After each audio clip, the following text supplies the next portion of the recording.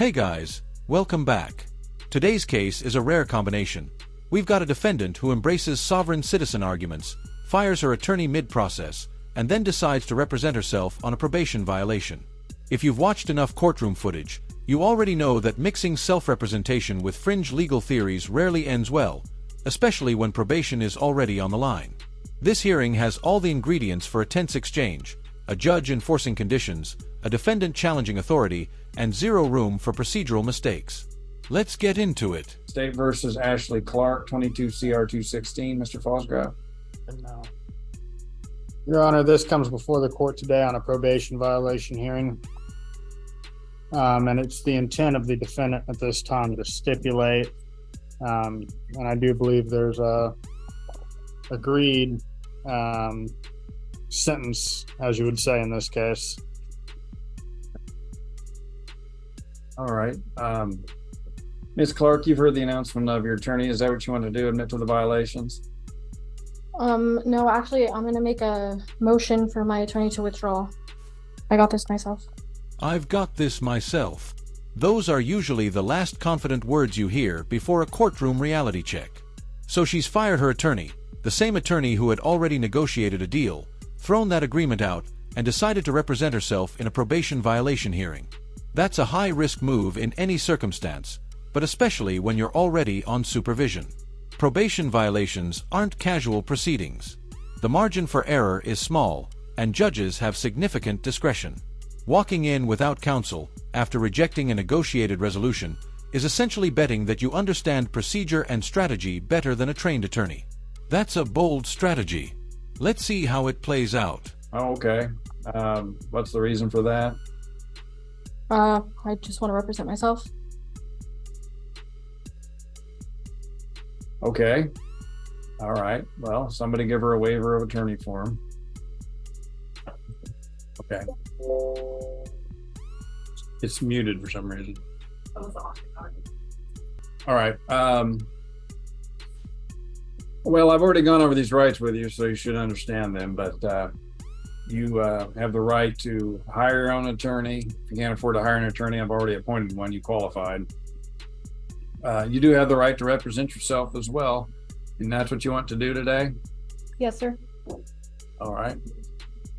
If you want to waive your right to an attorney, when we do this, you have to follow the rules of procedure and evidence just as if you're an attorney. You understand that? Yes, sir. All right.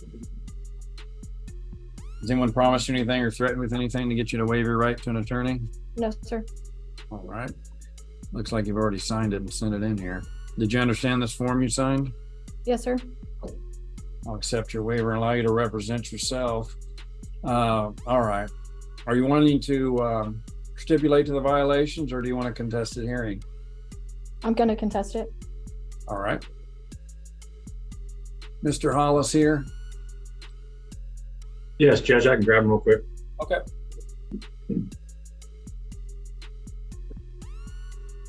Okay, state has the burden. Any opening statement, Mr. Marcinski? No, sir, thank you. All right, Ms. Clark, any opening statement? No.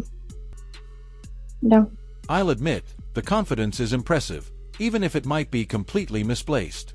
There's something fascinating about watching someone double down when the stakes are this high. But confidence doesn't override procedure, and it definitely doesn't replace preparation. Now the prosecution is about to call the one witness they really need in a probation violation hearing: the probation officer. And that's where things usually get technical. Compliance records, reporting logs, missed conditions, it's all documented. If she thinks confidence alone is going to carry her through cross-examination, this is where reality tends to step in. Let's see how she handles it. All right. State may call this first witness. Thank you, sir. The state would call Court Service Officer Christopher Hollis. Sir, will you please state your name for the record? Chris Hollis. I'm a court services officer. In that job occupation, were you assigned the supervision of a Miss Ashley Clark? That supervision being for an endangering a child underlying 12-month sentence? That is correct. On May 18th of this year, 2023, did you test Miss Clark for the presence of drugs? Yes, And what was the result of that UA sample from Miss Clark? it was positive for methamphetamine. So her stating UA was positive for methamphetamines, and she also, in response to that positive UA test, signed in a statement of admission of using methamphetamines. that's correct. Did you order her to report on June 2nd, 2023? I did. And did she appear on that day? She did not. Has she appeared or reported to you since that time? No. Sometime after May 24th of 2023, were you advised by local authorities of her being arrested for a new crime? Yes, and I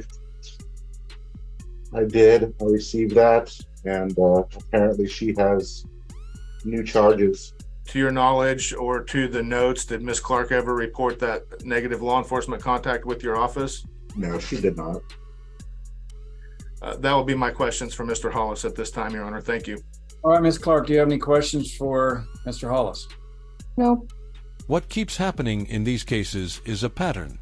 A lot of sovereign citizen content online encourages people to reject court authority, fire their attorneys, and rely on scripted arguments. But those videos rarely show what happens next. Because here's the reality. Once someone dismisses trained counsel, they become fully responsible for their own procedural strategy. And courtroom litigation is not YouTube debate. It's governed by rules of evidence, procedure, and precedent. There's a reason you don't see successful sovereign citizen defenses setting legal precedent. Courts have consistently rejected those arguments. So when someone walks in armed with internet talking points but no practical courtroom experience, they often end up undermining their own case. And that's what makes this so difficult to watch. It's not the confidence, it's the mismatch between confidence and competence. Let's see how this unfolds. All right, do you have any further evidence or witnesses, Mr. Marcinski? Not at this time, Your Honor. I do not. All right, Ms. Clark, you have time to, now it's your turn to present any evidence if you want to. Do you wish to present any evidence?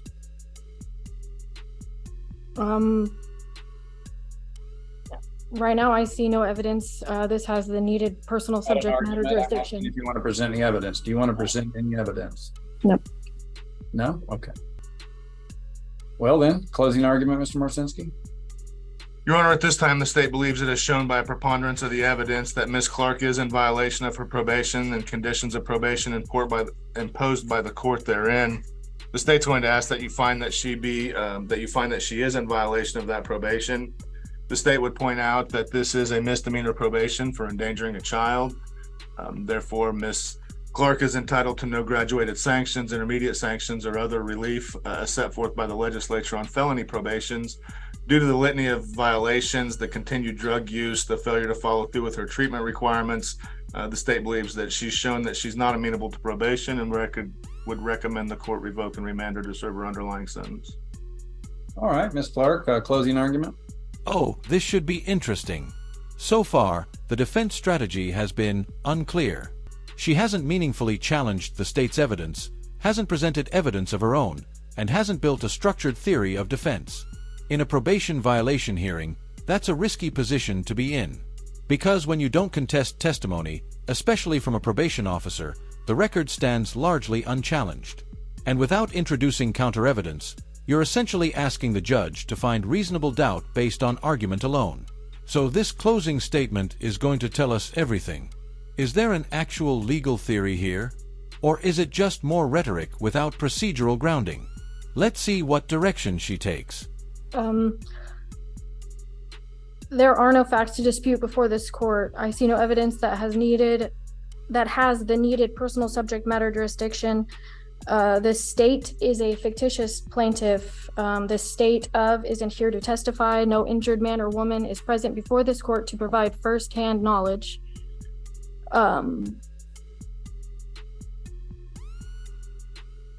I am acting as surety for the named principal to contest jurisdiction.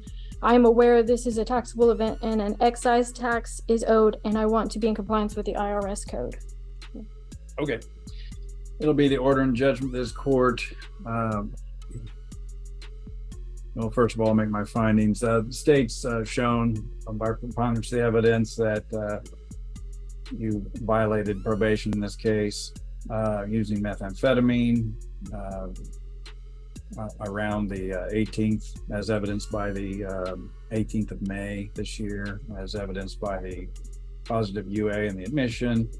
Also find that you failed to report in violation of probation as alleged. That would be the June 2nd, 2023 date.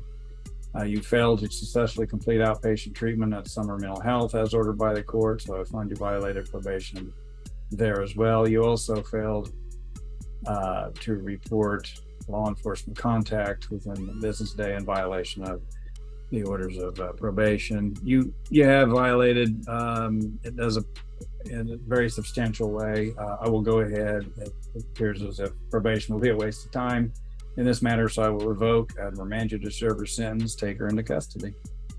All right. $1,200 every minute I'm in jail.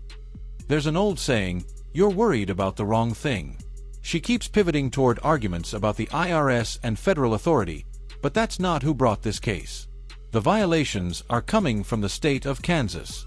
This is a state probation matter, not a federal tax dispute. When you focus on jurisdictional theories that don't apply to the actual charges in front of you, you lose sight of the real issue: compliance with court-ordered conditions. That disconnect can be costly.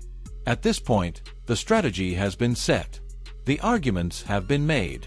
Now it's time to see how the judge responds, because in a probation hearing, the consequences are very real. Alright guys, that's the end of the video. As it turns out, having a public defender is way more effective at ensuring your freedom than representing yourself and doing nothing at all. So if you liked the video, leave a like. If you disliked it, leave a dislike.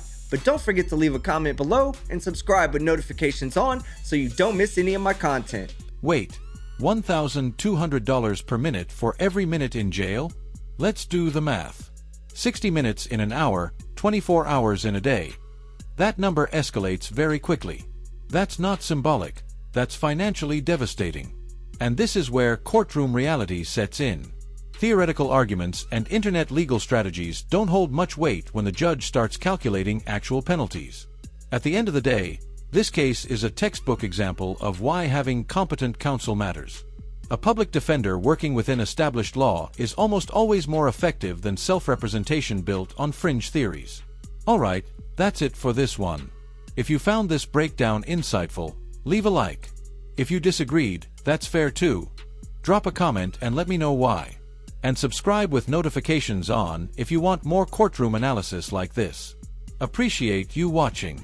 I'll see you in the next one.